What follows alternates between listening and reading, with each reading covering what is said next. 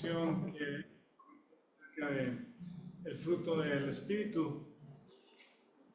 En esta semana, como resultado de las elecciones que ustedes saben que hubo en los Estados Unidos, me llamó mucho la atención que días posteriores, 1 o 2 días después de que se dio a conocer el resultado, había unas publicaciones respecto a las reacciones de jóvenes. En particular hablan de un segmento de jóvenes en cierta edad que tienen ciertas, digamos, como filosofías o ideologías, ¿verdad?, que estaban a favor de la candidata Harris, y que perdieron. Pues durante varios meses íbamos siguiendo también la noticia respecto a las propuestas que ambos partidos o ambos contendientes o candidatos estaban presentando, y eran muy opuestas en algunos de los sentidos, y unos hablando que vamos a hacer esto y esto y esto, estamos en contra de esto y esto, y por el otro lado.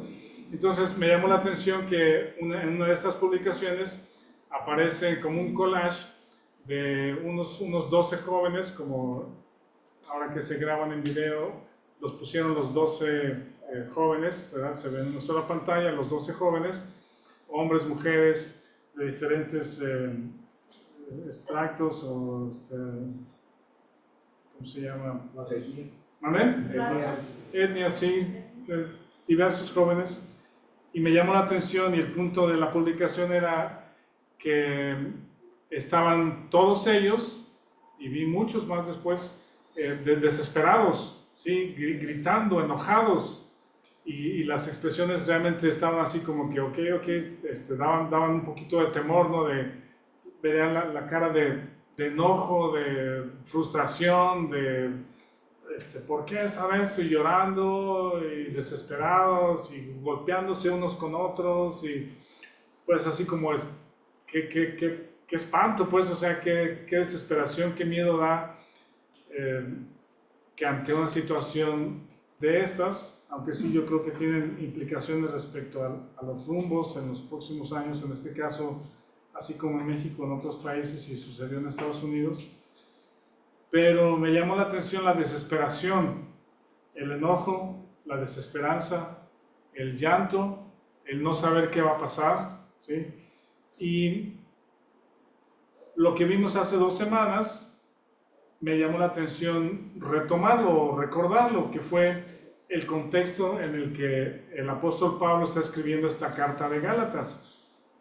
Hoy, como cristianos o como creyentes, como personas que hemos sido tocados por el mensaje de la Biblia, que hemos sido tocados por la palabra de Dios, por su amor y la obra de Jesucristo para librarnos del presente siglo malo, ¿sí?, donde nosotros somos inútiles, no tenemos nada de nosotros mismos que podamos hacer para acercarnos a Dios, y toda la obra completa de Jesucristo es la que nos ha traído hacia Él.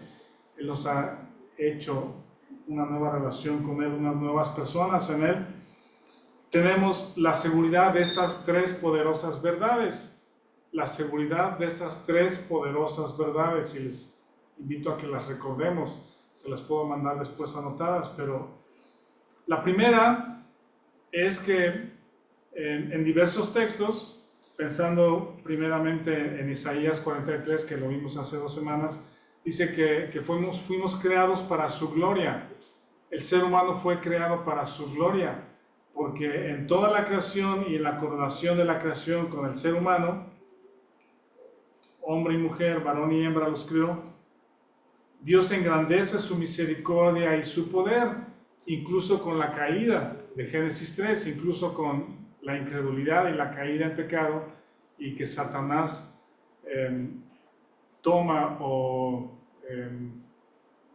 el lugar que le corresponde al hombre, ¿verdad? Del señorío. Dice, vas a ser el señor de toda la tierra. Ese lugar lo toma Satanás como el señor de la tierra. Pero el ser humano y tú fuiste creado para su gloria. Tú y yo fuimos creados para su gloria. Piensa en eso por un momento. ¿Sí? Todo lo que Dios permite en nuestras vidas fue para engrandecer a la persona de Dios. Luego, en mismo Gálatas 4, vimos que en este proceso, en este tiempo llamado vida, ¿verdad? Que es limitada, es un proceso cambiante donde crecemos, aprendemos, nos caemos, nos levantamos. Hay toda infinidad de situaciones a lo largo de nuestras vidas. Pablo afirma a los creyentes que somos formados a la imagen de Cristo. Pablo dice, como una madre que da a luz a sus hijos, dice, vuelvo a sufrir dolores de parto, como que es un proceso doloroso, pero quiero verlos como Cristo está formado, siendo formado en ustedes. Y ese es el objetivo, ese es el punto de la vida cristiana, ¿sí? El punto de que hayamos sido traídos a una nueva relación con Dios y de que todas estas cosas sucedan en nuestras vidas es porque Dios está formando en ti, como su hijo, su hija, el carácter de Cristo. Dios está formando en ti el carácter de Cristo. Eso lo dice Gálatas 4:19, Romanos 8:29. Entonces podemos estar sin esta desesperación de la que les hablo de estos jóvenes, ¿verdad? Que por qué ganó y qué va a pasar y qué voy a hacer y la economía y todo el trabajo. Creo que es un vacío tremendo en el corazón de estos jóvenes y de muchas más personas respecto a qué va a pasar, qué va a ser de mi vida, ¿sí? Hacia dónde voy a ir, qué voy a hacer. Es un vacío tremendo en el corazón de los individuos, de las personas alrededor de todo el mundo, pero tu corazón y el mío pueden estar tranquilos porque estamos parados sobre la roca, estamos parados sobre la obra de Jesucristo. Y entonces cuando pasamos a través de pruebas, de tiempos difíciles, ¿sí? Que pueden ser estas mismas cosas de la economía, los gobiernos, etcétera, ¿sí? Periodos donde las cosas no salen como planeamos o como pensamos, tiempos de luchas, de enfermedad, de amargura, tiempos de tristeza, profunda tristeza por las cosas que suceden, desánimo. Quizá te ha pasado que viene el nuevo día, ya son las 5, 6, 7 de la mañana y te tienes que levantar y no hay una razón para hacerlo, pues, ¿sí? Que nos da temor y nos da miedo, no tenemos la fuerza de salir a enfrentar problemas, ¿verdad? De diferentes tipos. Desánimo. En esos tiempos, habiendo sido traído a la familia de Dios o rescatado a una nueva relación con Dios, la fe crece en esos momentos difíciles, porque esos momentos difíciles son diseñados por nuestro Padre, ¿sí? Son diseñados por nuestro Padre para conocerlo más y nos crea en el corazón una sed. El Salmo dice, mi alma te anhela, tengo como sed, como el ciervo que brama por las corrientes de las aguas, y hace que nuestras almas estén secas con sed para buscar a Dios, y nuestra fe crece porque le conocemos más. Entonces, sabiendo que no somos creados por la casualidad de la nada, sino hay un creador que nos hizo para su gloria, que en este proceso de vida las cosas que nos suceden es porque Dios está formando el carácter de Cristo en ti y en mí. ¿Y hacia dónde vamos? Dice Efesios 5 que la iglesia, como cuerpo de creyentes en todo el mundo y en todas las edades, Él se la va a presentar como una iglesia gloriosa. Una iglesia gloriosa, sin mancha y sin arruga. Y la pregunta es, ¿cómo le va a hacer? Bueno, ya lo hizo porque Dios nos ve en Cristo. Dios nos ve en Cristo y nuestra única responsabilidad es creer. Nuestra única responsabilidad es creer, esperar y recibir, como Abraham. Y entonces, regresando a Gálatas 5, en este contexto, leímos también hace 2 semanas que Pablo les escribe en el versículo 13, 5:13. Dice, porque vosotros, hermanos, a libertad fuisteis llamados. Hablábamos de que justamente, a pesar de que los está regañando, no regañando, pero llamando la atención con mucha intensidad, ¿verdad? Porque esa desviación respecto a su fe realmente puede llevarlos a muchos problemas y a la destrucción final. Como iglesia, pues, o como personas, como matrimonios, y les llama hermanos, que son los que han nacido espiritualmente. Cuando compartimos el Evangelio siempre tenemos que recordar Adán y Eva, que fueron creados a imagen de Dios, y ellos decidieron no creerle a Dios, ¿verdad? Y tomar su propia decisión, su propio camino. En ese momento ellos fueron separados de Dios, fueron sacados del huerto y murieron espiritualmente. La presencia de Dios dejó de estar en ellos, la relación con Dios se rompió. Y desde entonces el ser humano y todos los que nacen después o hemos nacido después de Adán y Eva, nacemos muertos espiritualmente. Cada persona, cada niño que nace físicamente, nace muerto espiritualmente. Jesucristo llama a Nicodemo, le dice, es necesario nacer de nuevo.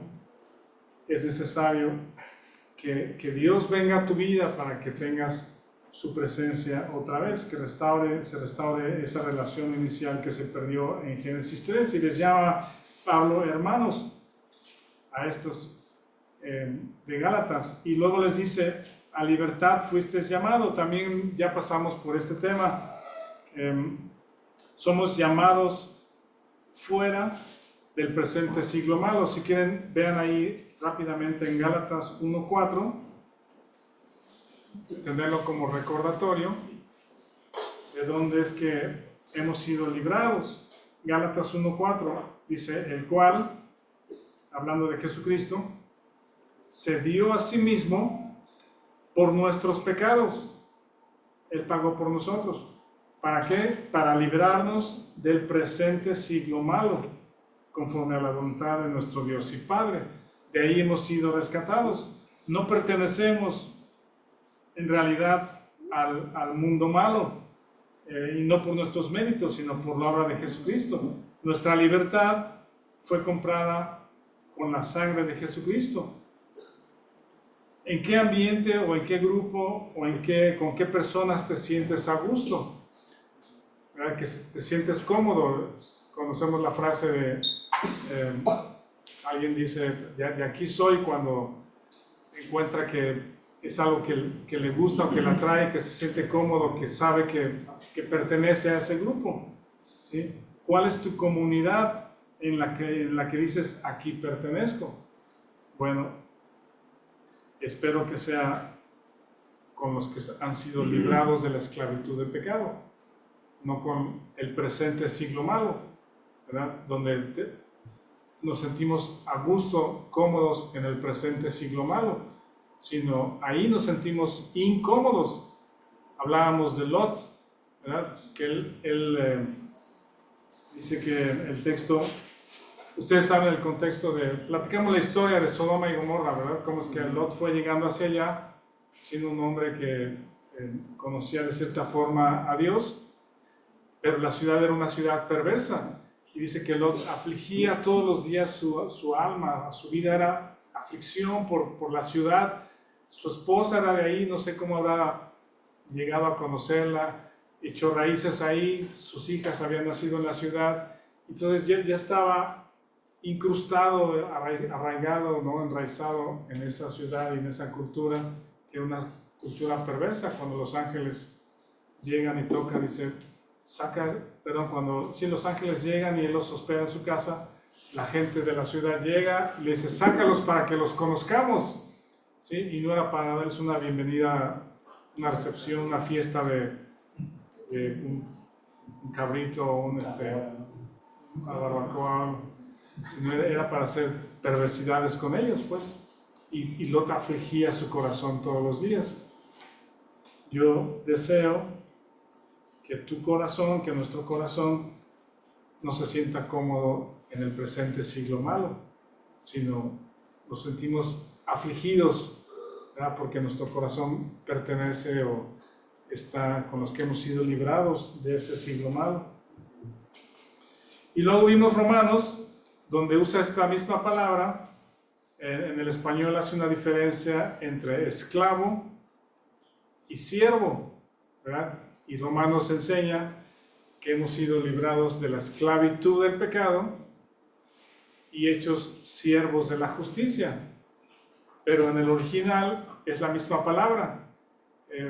Pueden ponerla si quieren. No sé si en el español usa las dos palabras esclavo y siervo como para distinguir las dos condiciones, ¿sí? O las dos, de quién eres siervo, de quién eres esclavo, ¿no? Esclavo del pecado como una connotación negativa y siervos de la justicia como una connotación positiva, posiblemente.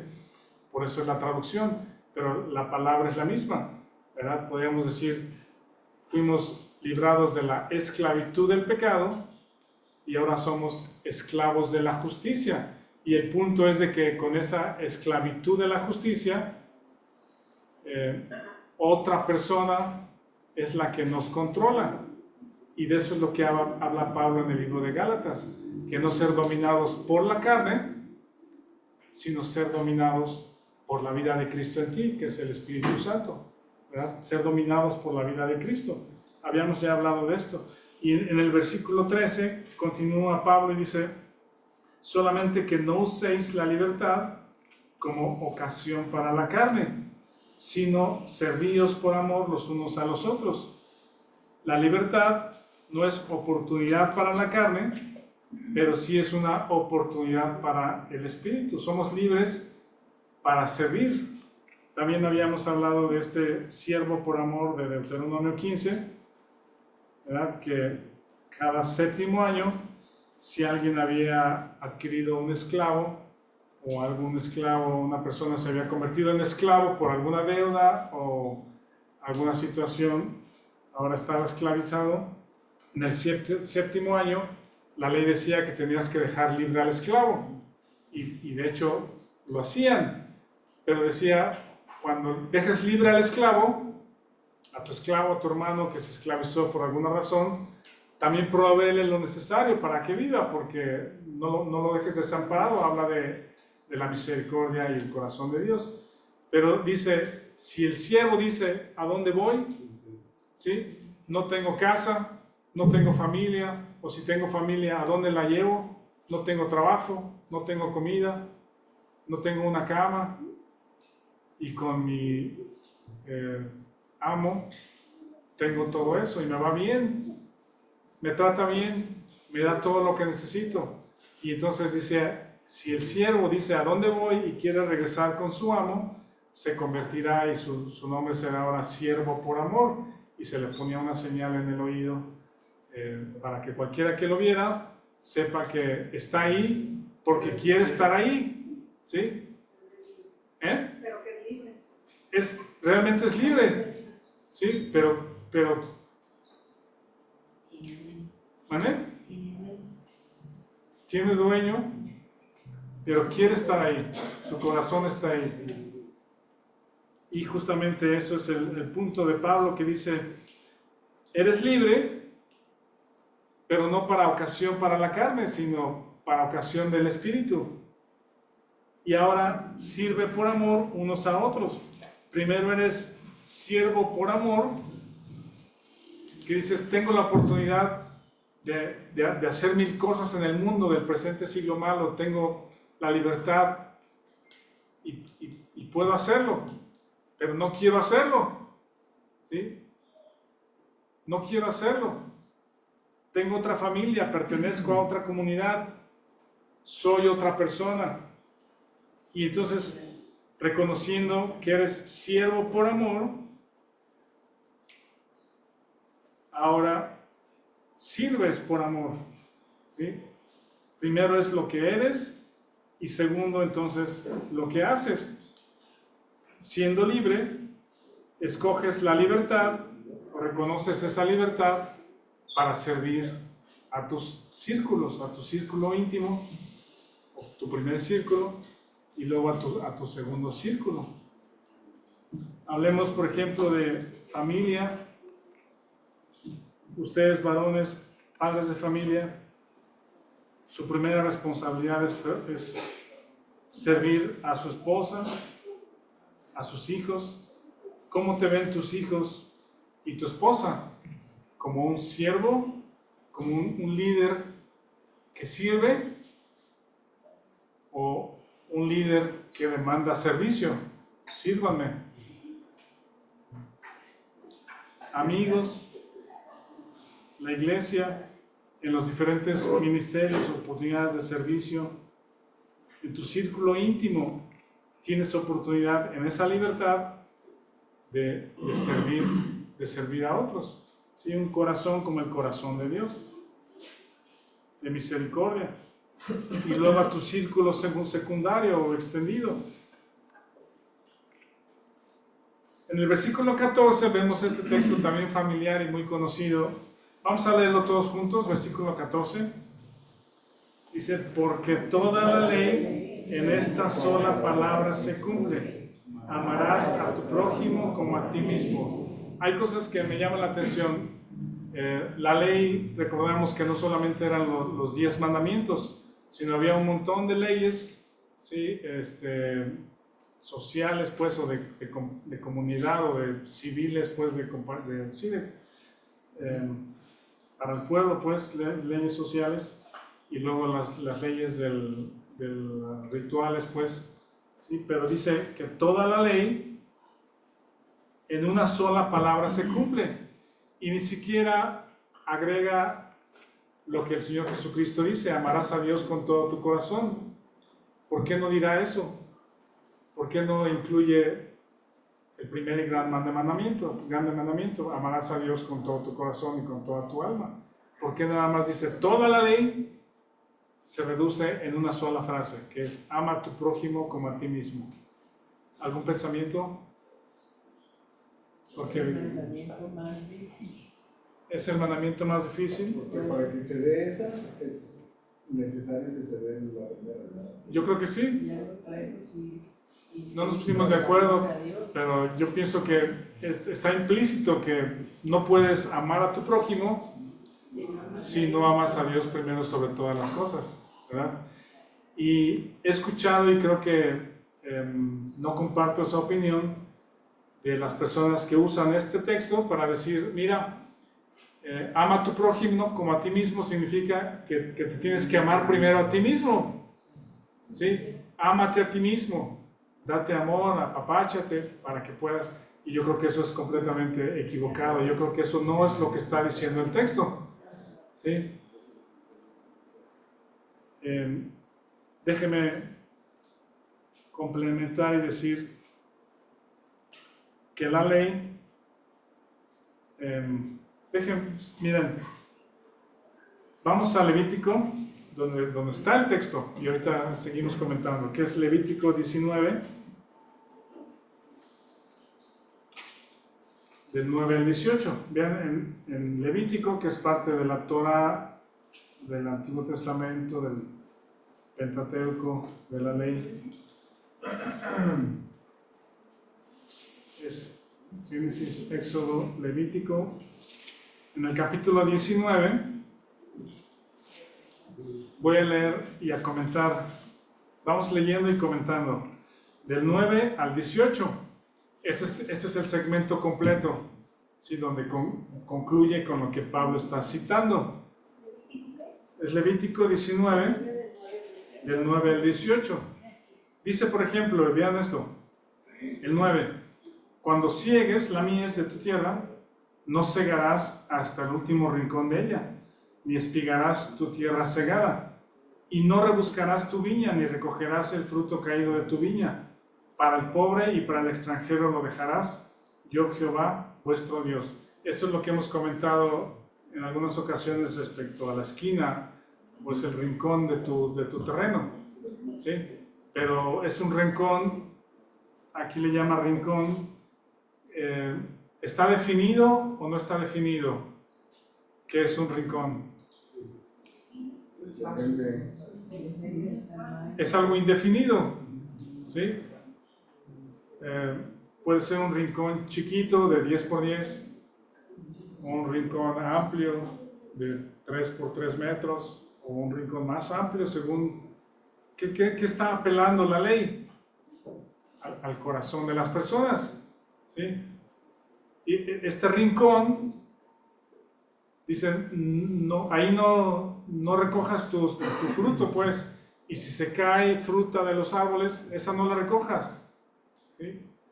Déjala para los pobres, déjala para los extranjeros, porque recuerda que tú fuiste extranjero en Egipto, ¿sí? Y este tipo de cosas, como la que les digo del siervo, que es, déjalo libre, pero dale para que viva, o sea, dale abastecimiento para que no se quede sin comida por algún tiempo, pues, en lo que encuentra, no sé. Es un cuadro del corazón de misericordia de Dios, ¿sí lo ven? ¿Sí? Eso es lo que dice la ley. Luego seguimos en el versículo 11. No hurtaréis, no engañaréis, ni mentiréis el uno al otro. No juraréis falsamente por mi nombre, profanando así el nombre de tu Dios, yo Jehová. No oprimirás a tu prójimo, ni le robarás. No retendrás el salario del jornalero en tu casa hasta la mañana. No maldecirás al sordo, y delante del ciego no pondrás tropiezo, sino que tendrás temor de tu Dios, yo Jehová. No harás injusticia en el juicio, ni favoreciendo al pobre, ni complaciendo al grande. Con justicia juzgarás a tu prójimo. ¿Ven cómo está apelando a algo que el ser humano no tiene? ¿Sí me explico? ¿Qué? Es ley. Es ley. Así es. Cuando hagas justicia, no mires si es a favor del pobre o si es a favor del rico. Y regularmente el corazón hace distinciones. Es que si es rico y tiene cierta posición y tal, demanda algún favor o un asiento especial. Pero es como es pobre, es pobre, pues, ¿qué va a hacer? ¿Sí? Ese es nuestro corazón. Entonces la ley es como que está apelando a algo que el corazón humano no tiene. Bueno, continúo, dice 16, no andarás chismeando entre tu pueblo, no atentarás contra la vida de tu prójimo, yo Jehová, no aborrecerás a tu hermano en tu corazón, razonarás con tu prójimo para que no participes de su pecado, no te vengarás ni guardarás rencor a los hijos de tu pueblo, sino amarás a tu prójimo como a ti mismo. Ese es el texto que está citando Pablo en Gálatas, ¿verdad? Explica Levítico la letra de la ley: dar al necesitado, no quitar a otros, no oprimir, pagar su salario justamente al jornalero, no poner tropiezo al ciego, hacer justicia no mirando su condición, no murmurar o chismear, no atentar contra la vida, no aborrecer. Oye, pero ¿cómo detengo este sentimiento de odio y de aborrecimiento que tengo en mi corazón contra esta persona? ¿Cómo me lo quito? La ley no puede quitártelo, ¿sí? La ley te dice no aborrezcas, pero no te quita el aborrecimiento, ¿verdad?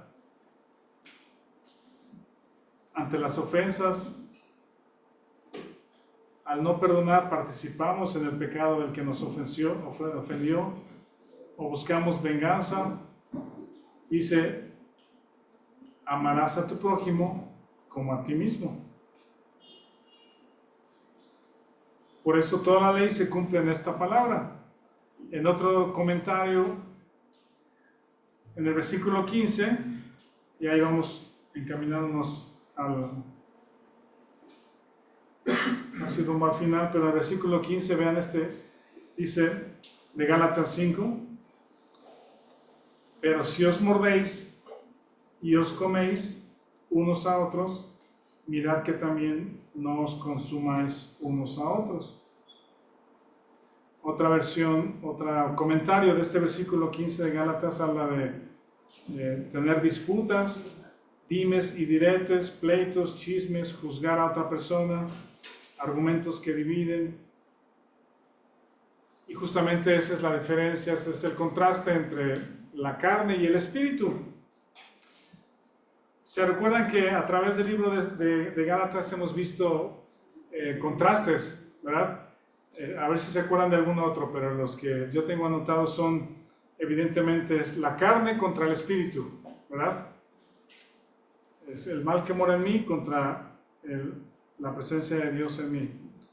Luego, por un lado, esclavo del pecado y por otro lado, libre de la esclavitud del pecado.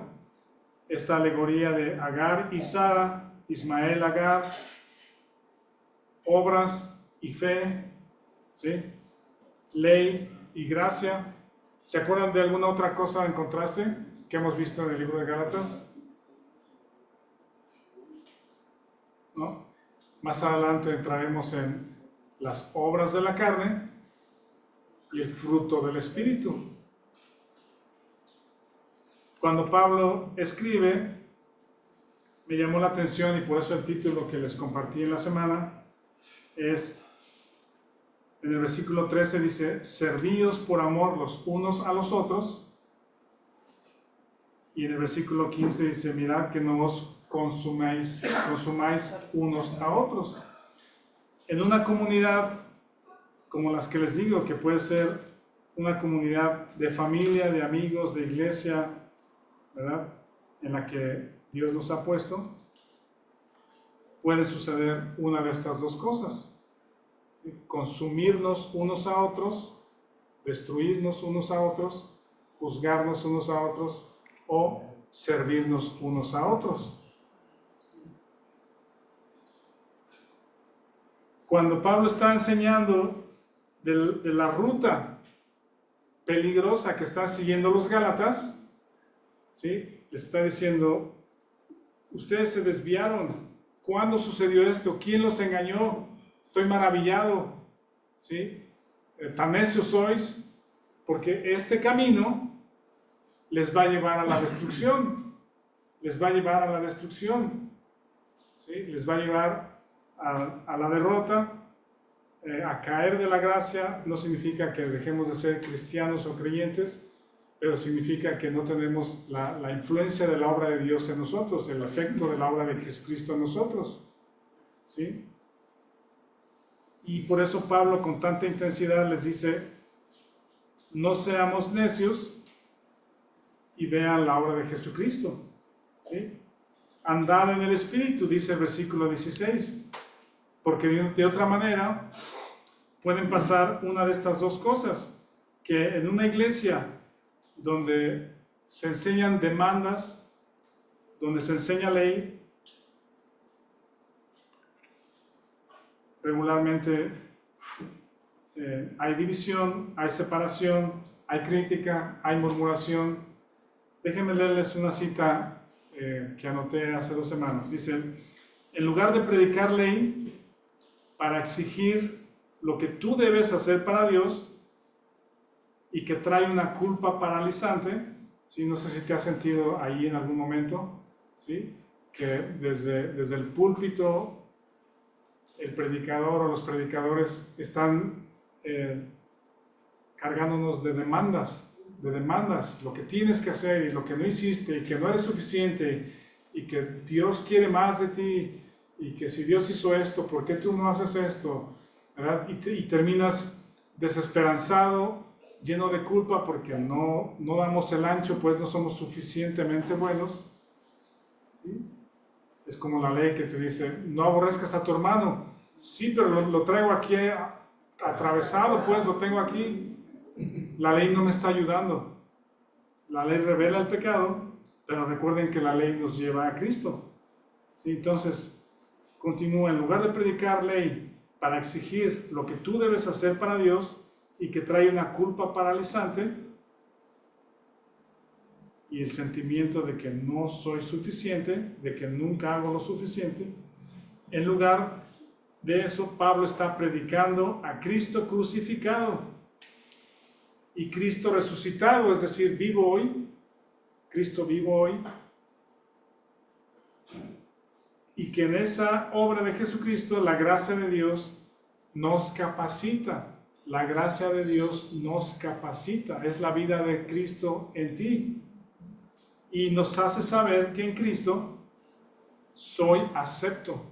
Dios me acepta porque me ve en Cristo. Y soy completo porque estoy en Cristo. No son mis méritos. Y esa gracia y la vida de Cristo en el creyente es lo que nos capacita. Y cuando dice, la ley se resume en esta frase: amarás a tu prójimo como a ti mismo. Y enseguida Pablo dice, andad en el Espíritu. ¿Qué pregunta se les ocurre después de que Pablo dice, anda en el Espíritu, o vive en el Espíritu? ¿Qué pregunta? ¿Cómo? ¿Cómo le hago? Ok, ya vi mi necesidad, ya vi que lucho, que no puedo, que traigo esto. Y Pablo dice, oh Dios, andad en el Espíritu. Ok, ¿cómo le hago? Comentábamos el jueves ahí en el estudio, si dijéramos una especie de receta, como te dice el doctor o el mecánico, ¿no? Toma 250 mililitros de agua a 50 grados centígrados con 10 gramos de sal 2 veces al día, a las 12 del día y a las 7 de la noche. ¿Sí? Y entonces serás lleno del Espíritu. ¿Tampoco lo hacíamos? A lo mejor sí, porque es una receta simple, clara, fácil. ¿Lo harías? Yo creo que sí.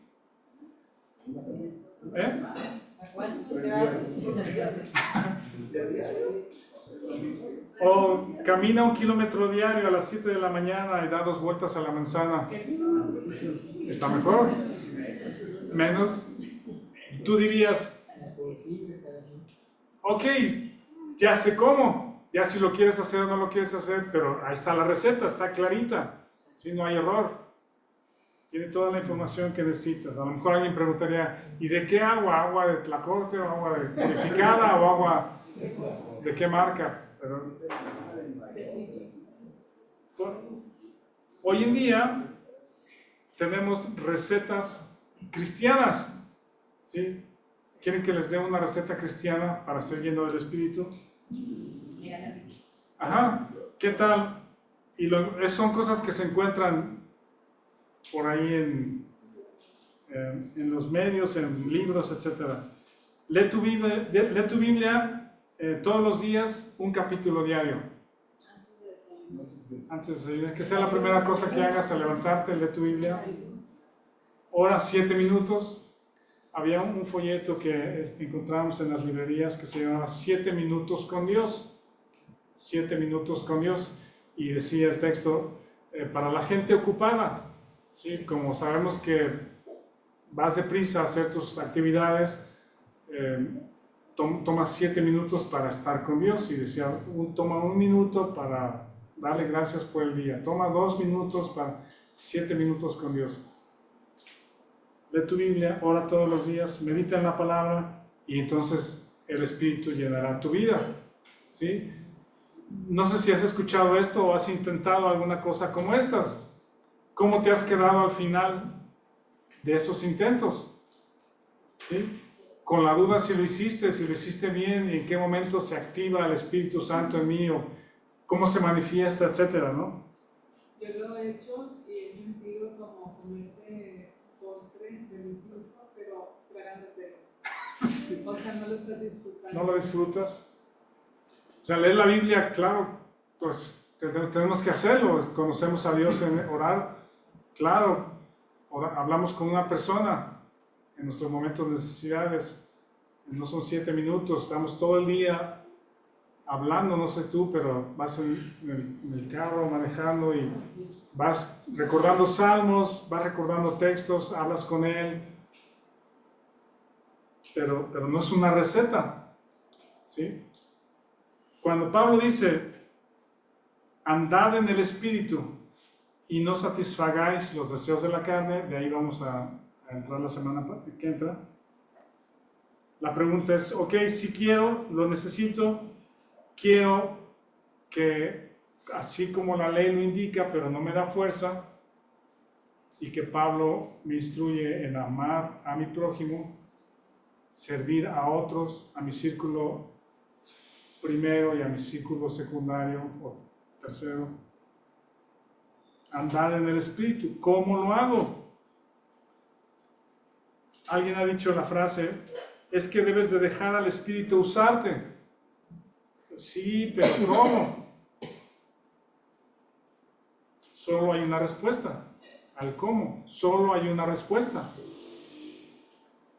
¿Y saben qué? Pablo ya no las dijo. Pablo ya nos dio la respuesta. Andad en el Espíritu. ¿Cómo? Gálatas 2:20. Nos los dijo en unos versículos anteriores. ¿Lo leemos todos juntos? Gálatas 2:20. Con Cristo estoy juntamente crucificado y ya no vivo yo, mas vive Cristo en mí. Y lo que ahora vivo en la carne, lo vivo en la fe del Hijo de Dios, el cual me amó y se entregó a sí mismo por mí. Pablo lo ha dicho una vez y otra vez y otra vez y otra vez. Nos ha repetido la receta. Y a veces no la hemos visto. La clave, el punto para poder servir a otros, bueno, y lo que la ley dice, fíjense, lo que la ley está diciendo, lo que leímos en Levítico, está apelando a que tú no hagas lo que sabes hacer. ¿Sí? ¿Sí me explico? La ley está apelando a que no hagas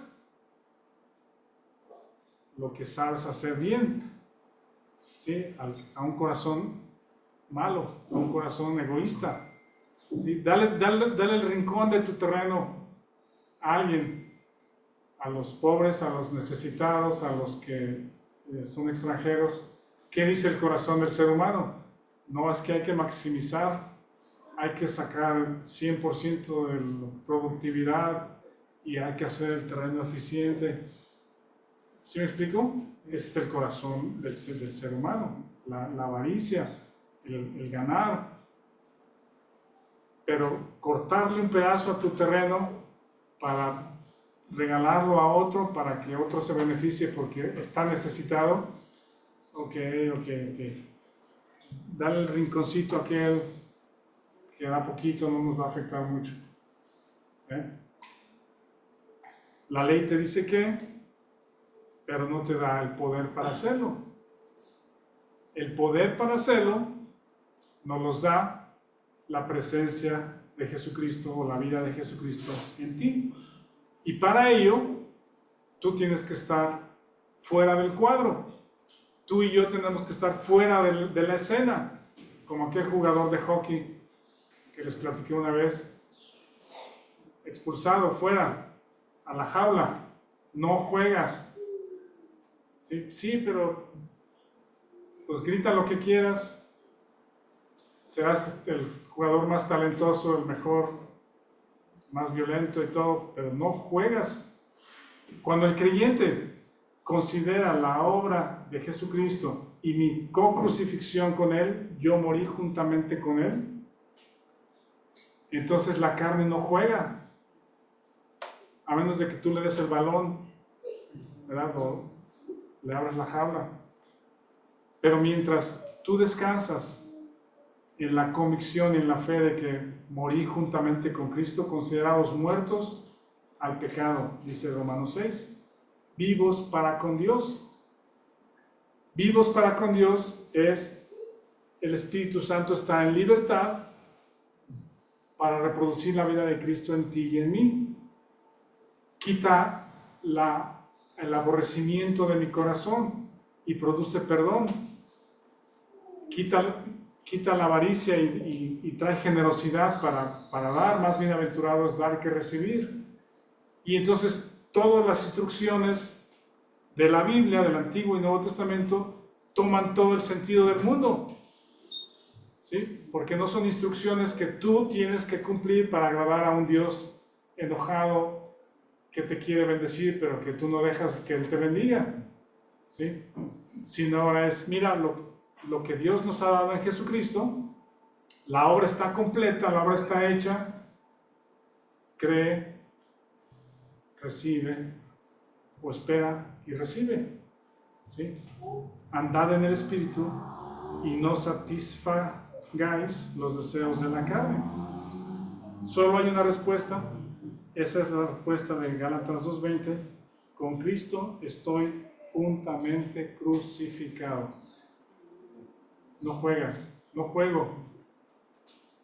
Si juegas, si estás activo, si estás jugando, participando en el juego, vienen todas estas desesperaciones, desesperanzas, enojos, frustraciones, heridas, amarguras, reacciones del corazón humano. Gracias a Dios por su palabra, gracias a Dios por su obra.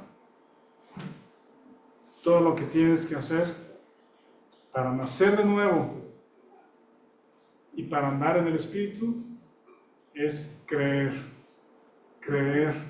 abrázalo, créelo y verás la obra de Dios en tu vida. Gracias, Víctor.